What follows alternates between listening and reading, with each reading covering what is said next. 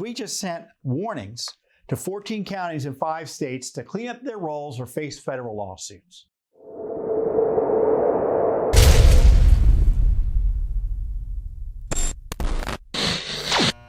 So Judicial Watch is a national leader in the efforts to maintain and secure our elections, clean elections at least. And one of the ways we do that is by going after states that refuse to follow federal law, which requires states and localities to take reasonable steps to clean up the election rolls. Essentially what happens is if you don't vote, they're supposed to ask, why haven't you voted? And if you don't respond or vote within the next 2 general election cycles at the federal level, they're supposed to remove your name. That's one way of maintaining clean election rolls. We don't want old names on the rolls. People who've moved away or died aren't eligible to vote in the jurisdiction being still on the registration list. It's an opportunity for fraud. Dirty election rolls can mean dirty elections. And of course, the Justice Department is certainly under the Obama administration, frankly, wasn't terribly interested in doing anything under the Trump administration because the left largely ran the Justice Department on these issues. And we know where the Biden administration is going to fall. The Justice Department had zero interest in enforcing this law. So as a result, our voting lists have been filthy. And it was Judicial Watch who came in and filed the first private lawsuits to clean up election rolls. We did it in Indiana and Ohio. We settled in Ohio. Indiana changed their law. And things got better in both states. And in fact, the settlement was upheld by the United States Supreme Court to the chagrin of the left,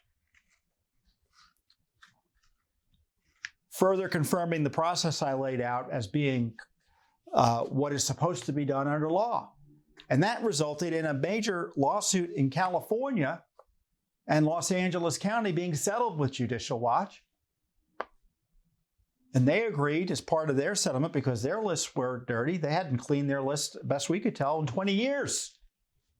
LA County agreed to start removing names, up to 1.6 million names. They're in the middle of doing that now. We had a consent decree in Kentucky, a largely Republican-controlled state. They're removing at least 250,000 names. They said, oh yeah, you're right.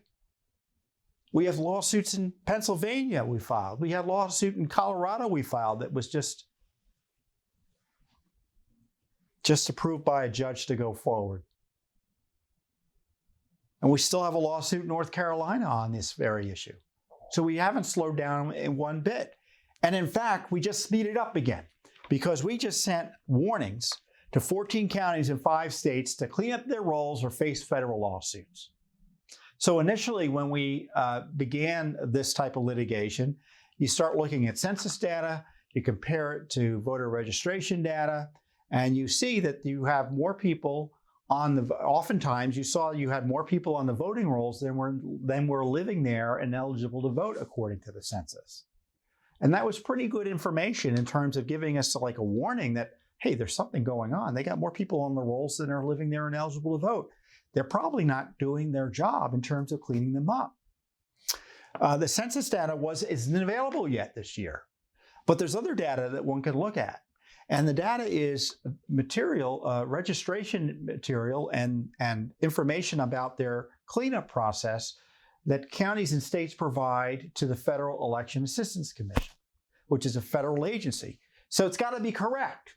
So we looked at these documents, we looked at this data and found that there were several counties, as I said, 14 counties in 5 states, that weren't doing their job. As we say, the letters detail how these states' own reported data show their counties removed absurdly low or an impossible number of inactive voter registrations under key provisions of the federal law. It's known as the National Voter Registration Act. And the letters threaten federal lawsuits unless the violations are corrected in a timely fashion. And you may want to know who the states are. The current states that we've warned are Arkansas, California, Illinois, New York, and Oregon. These are the numbers, or at least some of the numbers. In San Bernardino County, they have 1.294 million people on the rolls, And over the last 4 years, you know how many people they've removed for being inactive? Under this process I'm talking about? 14. Does that sound right to you? No. Sacramento County, California. Over 1 million people on the rolls. You know how many people they removed over the 4 years under this process? 0. Contra Costa County, California, 735,000 people on the rolls. You know how many people they removed from the rolls? Last 4 years. One person. Fresno, 500,000 people, well over 500,000 people, 573,000 people on the rolls. They've removed 2 names in the last 4 years. Stanislaus County, California, 356,000 voter registrations. 2 people over the last 4 years. Solano County, California, 338,000 people. 4 over the last 4 years. Brooklyn, New York, Kings County. So we're talking about New York City, all of the following here. 1.735 million people on the rolls. You know how many people they removed over the last 4 years? 0. Queens, 1.3 million. You know how many people they removed? 0. New York County, which is Manhattan, 1.2 million people there on the rolls. They've removed 2 people over the last 4 years. Inactive voters. I want you to think about that. In all of Manhattan, this data that they gave the EAC, they're telling them that only 2 people have become inactive and removable over the last 4 years. What a mess. Nassau County, New York, and Long Island, 1 million people on the rolls, 0. Bronx, 867,000 people on the rolls, 1. Richmond County, New York. I didn't know where. I was like, where is Richmond County? It's Staten Island. 344,000 people. 0. Now going over to Oregon. So I want to do that New York. Let's do this New York count. That's 1, 2, 3. Wow. Based on my hand count here, all of New York City removed 3 people from the rolls in the last 4 years. Monotma County in Portland, which is kind of Portland, Oregon, they have 500,000 people, 571,000 people on the rolls. They removed 5 people over the last few years. And Lane County, Oregon, 275,000 people on the rolls, 2 people.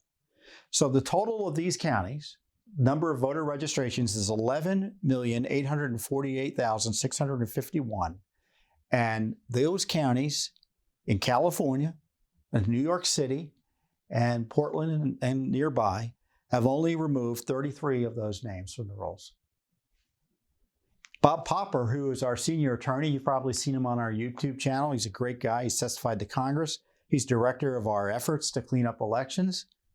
He observed that about 10% of Americans move every year. Those counties should generate hundreds of thousands of canceled registrations. So we're not talking like an argument, should there be 2 versus 10? It's a question of should there be 2 versus 50,000? There's simply no way to comply with federal law while removing so few outdated registrations under its key provisions.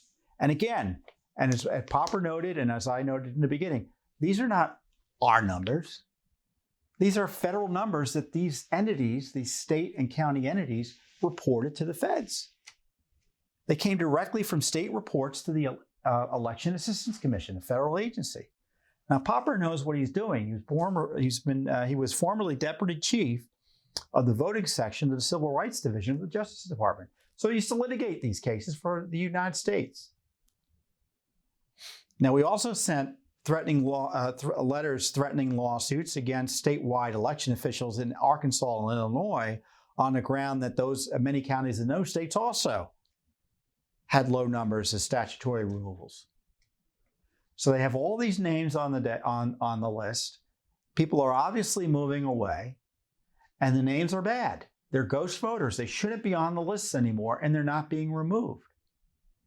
Now, hopefully, and I'm serious about this, they get our letter and they say, whoa, we'll press delete and the names will be removed.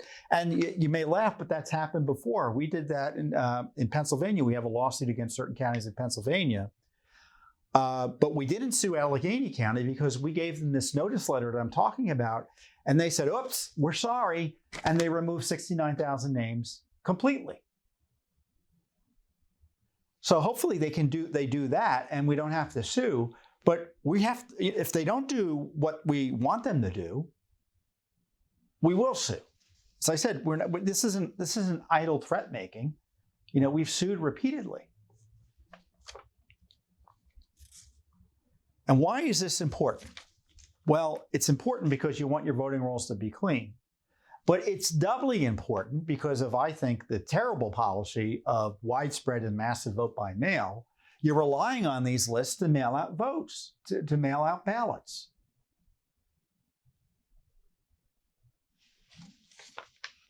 Now, some of these lists, I don't know if the lists included, sometimes the ballots are limited to people who are only active voters. But I tell you, if you're not cleaning up inactive voters, their active voter lists are similarly bad in terms of having ineligible voters. You've got to have a kind of a system in place to make sure that you're able to remove people once they move away. And when you're just mailing everything, who knows who's getting these ballots if people have moved away? And if you don't have the security procedures in place, which virtually no vote by mail process does, in my views, as adequately, you're inviting voter fraud. That's why vote by mail is frowned upon by experts who know about voter fraud.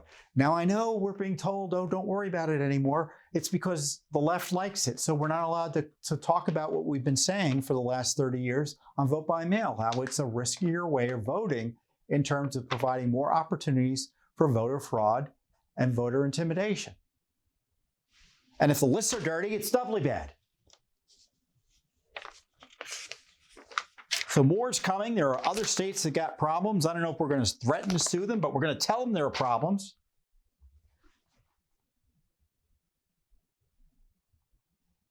So as Congress sits on its thumbs, or frankly just wants to undermine election integrity issues, as the Justice Department is suing states like Georgia and Texas for trying to strengthen election integrity, Judicial Watch is stepping up to try to make the next elections cleaner.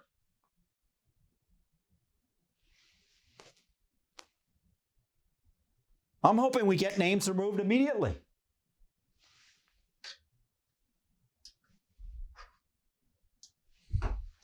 So hopefully, let's the material's available on our website. And if you're curious, you can ask your local county officials under Section 8 of the NVRA. You can look it up, National Voter Registration Act. You as a citizen have a right to ask for records about how they're maintaining the list. You can ask them. Do it respectfully and just do it.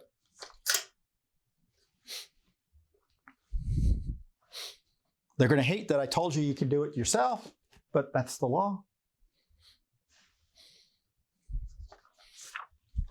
So I'm ticked, but I'm also glad that Judicial Watch is doing this. And I get frustrated because I know if we weren't doing it, it wouldn't be done. It wouldn't be done. Our election systems are under attack. And this is an important action to at least maintain some integrity in our systems that are so under attack right now by the extremist left that want to undermine vote security, ballot security, election security in a way that makes it easier to steal votes and steal elections. Thanks for tuning in. Be sure to subscribe to our YouTube channel to catch all the latest news from Judicial Watch.